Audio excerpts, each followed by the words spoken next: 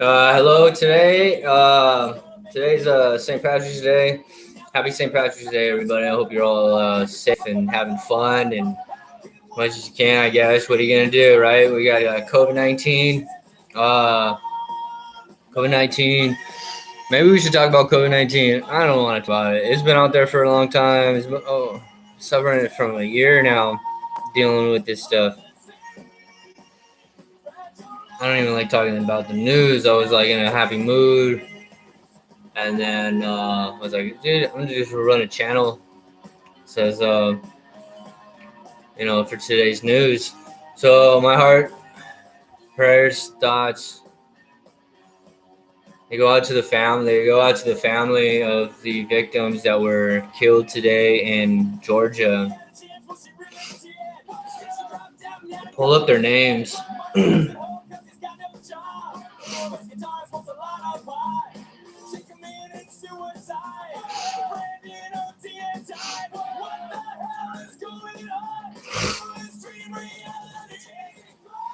So there was not a school shooting. It wasn't a school shooting. Thank God. There was a mass shooting that involved one individual, and I believe it was 3 businesses, 8 victims. I don't know. Death penalty. We can't. What do? We can't bring the death penalty back. So let's break this down. What happened, and then we'll break it down in fragments and talk about those topics. Right now, I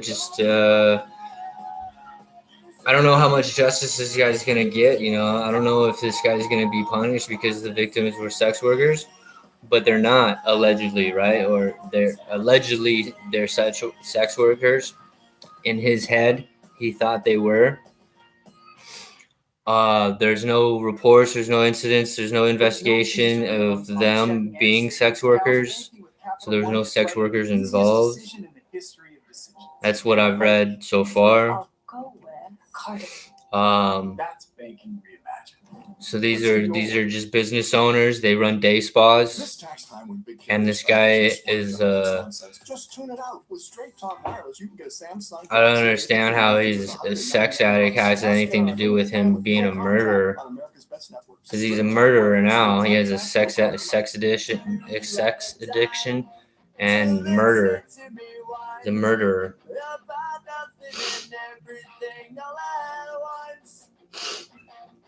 Who do we have watching here? Welcome to the room. Let's see. I want to pull up the victims. Victims' names.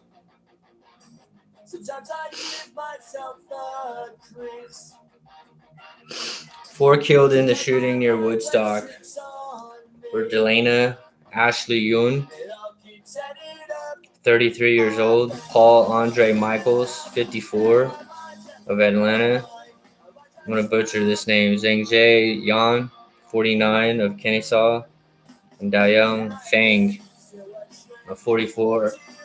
The injured survivor was Elsius Hernandez Ortiz, 30 years old. They captured him. He's alive. He's in jail. I guess he's going to stand trial. This is going to be, I think, a blown up topic. It brings in the topic of discussion about guns and who should have guns. Should we get rid of our guns? And should we get rid of our Second Amendment? Let's just be honest with each other. That's what are we going to do, right? I don't have any guns myself, but I don't. It's not because I don't like guns. I love guns. I think we should have guns. I don't have any because I can't afford them. And I know that we have a police force that does have them. So I feel protected. I don't feel like I need a gun. I do have some protection, some security. I've got knives, I've got pepper spray. I think everybody should at least have pepper spray. Guns. you know,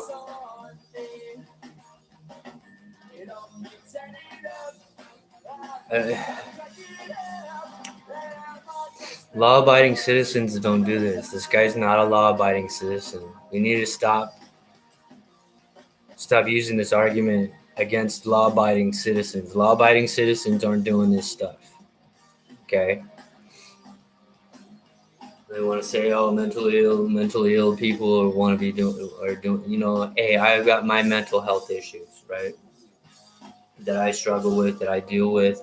My my brain's not always there, always working. That's not the reason why I gave up my guns. I didn't have any guns. Like I said, I couldn't afford them. I can't afford them. I'm struggling to get by. And that's part of my mental illness too. It's just my diet's off, my sleep's off, and just really off. You know, and to be an honest man, I can't say that I've never thought about doing some crazy stuff before. And I have. I have thought about doing some crazy stuff before, numerous times.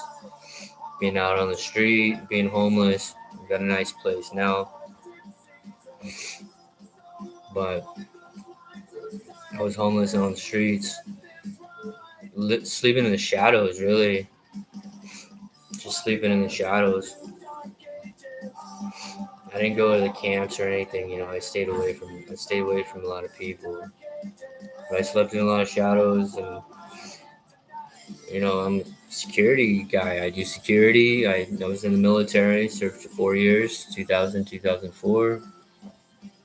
135 Armored Battalion, 164 Armored Battalion. And I was with the 1st Armored Division and also a 3rd Infantry Division. Cool. These guys are badass motherfuckers. They're really hardcore. I love my service. I love my brothers. I've heard things. What are we going to do? What are we going to do about these shootings? Law-abiding citizens, they're now these people. Okay, so this guy's not a criminal, right? He's a criminal now. He's a criminal now. And he has bought the gun legally.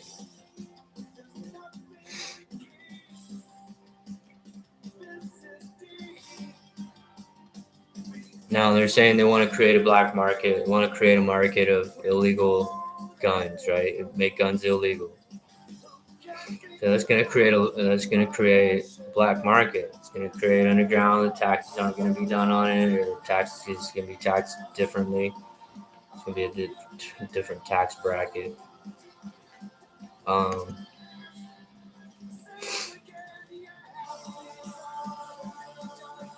But yeah, so they're creating a black market for the gun industry. It's not gonna happen though. All of our problems are. I swear.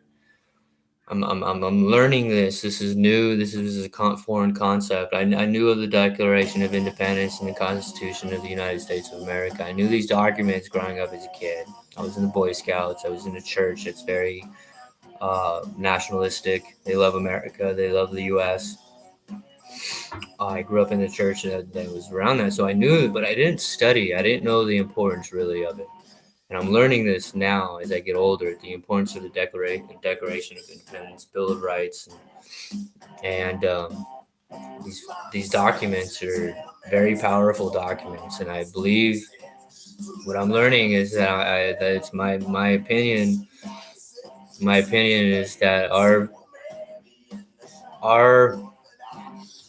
problems are a direct result of us getting away from the Declaration of Independence, not using it, not using it for inspiration and guidance.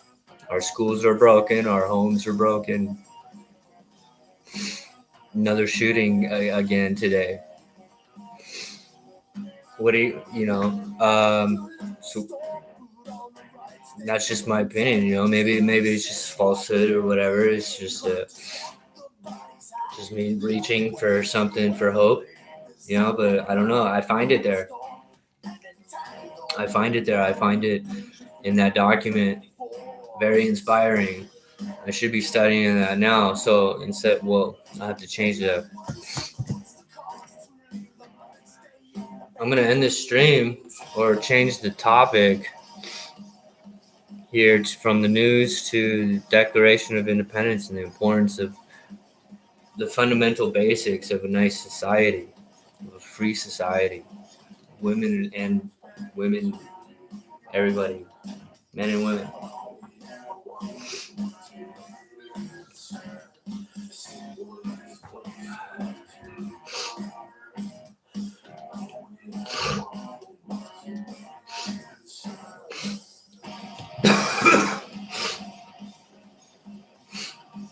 All right. So, John, that was a tangent. Bear with me here.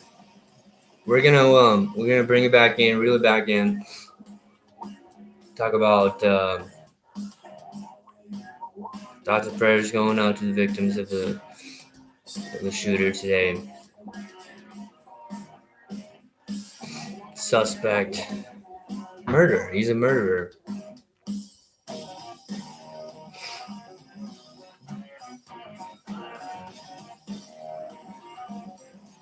Yeah. So this is news. This is news from a veteran. I like service work. I'm interested in service work. I like serving. That's why I joined the military. Later, I grew up. I was like, "What am I doing? This is stupid." Um, got away from it for almost 10 years. Didn't want anything to do with it.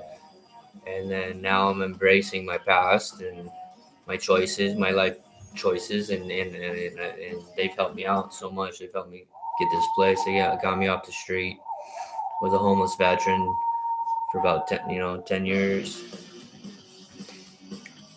So, I hear about these issues, that people are discussing these topics, gun control, gun control and the Second Amendment. That's why it's kind of a tangent, but,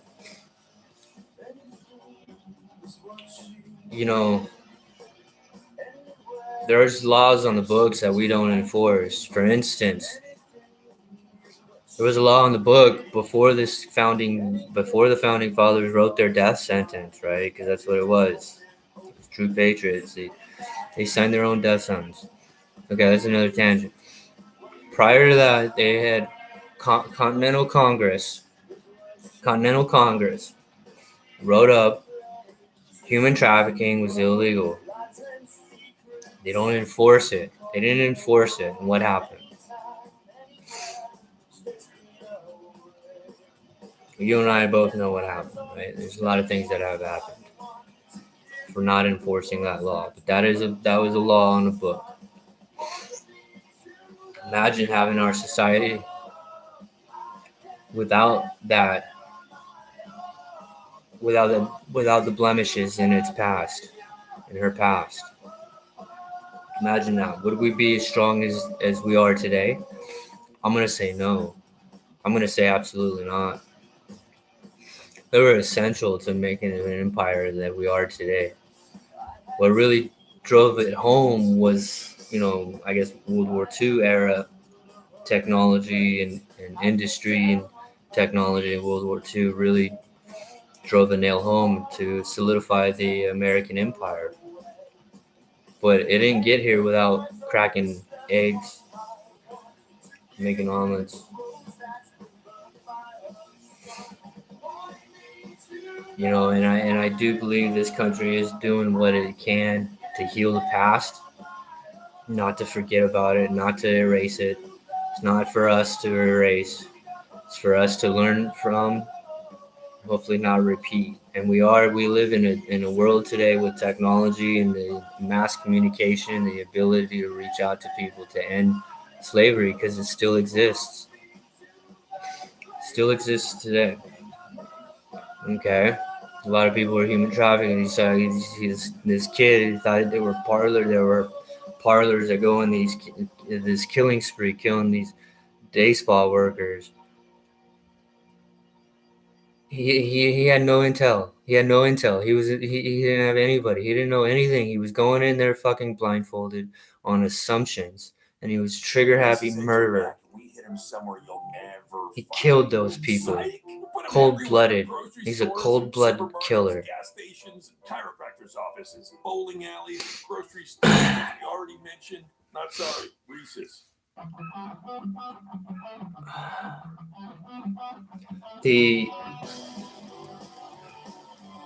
It's great. Okay, so we live in a time of mass communication. Oh, and even if they were, what if they were kidnapped? Huh? What if they were victims themselves? They were kidnapped and put in that situation, put in there. This kid is trying to save lives, he said, by taking lives. How do you fucking save lives by taking lives? These people, innocent lives. You don't save lives by taking innocent lives. You create huge problem. Look at Iraq. Talked to many soldiers there that have been there, and talked to captains and chain of command that are putting policy and seeing what they're doing, killing people, and how it's making more recruits, bigger problems. This guy attempted to be some savior. He's an idiot. Why don't you read the news once in a while in an intellectual way and grasp the things and step outside your bubble, step outside your fucking house, get out of your mom's basement, go travel, stick your thumb out. You don't want to join the military? Go join the military. They take anybody. I'm 38 years old. I've been in the hospital several times for mental health issues. I've turned myself in. I'm a nonviolent individual. I have violence in my past, though. I'm 38 years old, almost 39. I'll be 39 this year, and I went back to the National Guard recruiter, something I should have done when I was 22 years old when I first got out of the military. I never did. It was something I should have done years ago. So I'm 38 and I go back. You know, I have 2 DUIs. He didn't call me back. I haven't called him either. But I turned in my paperwork, and he was like, you know, these things shouldn't hold you back. He told me they weren't going to hold me back. But I never called him. Told him that I was smoking pot. And he's like, you got to give us pot. And I'm not. I haven't given up fucking cannabis yet. So,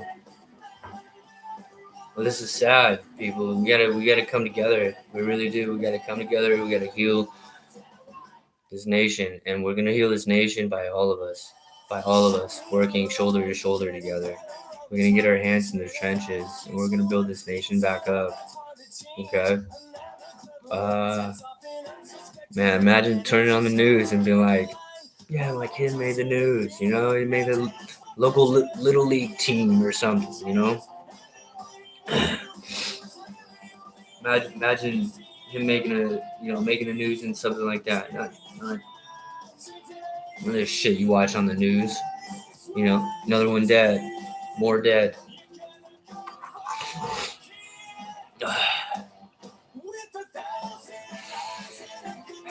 So I'm signing out. That's it. Topics of discussion now. Maybe justice. How could justice be served? You can't bring the victims back. How can justice be served? Where do we go looking for inspiration on searching for these answers? Where can justice be served?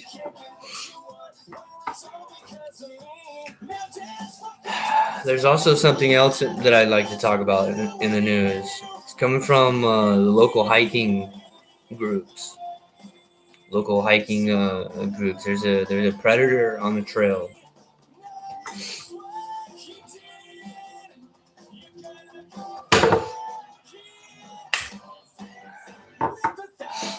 All right.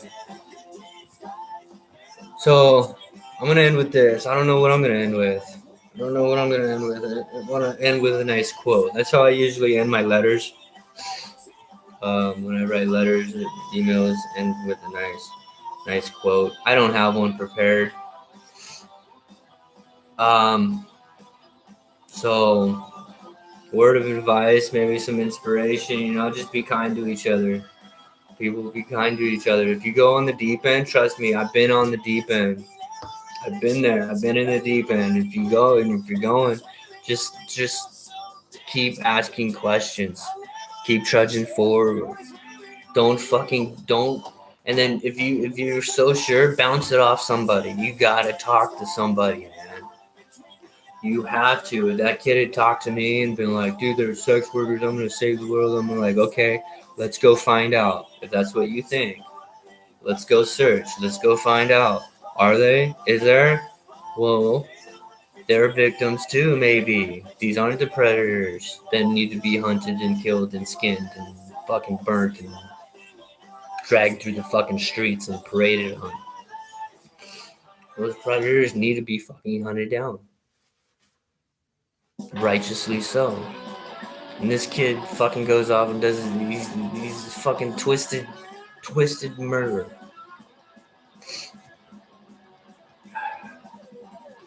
Alright, so those are my thoughts, opinions on the news today. Peace out.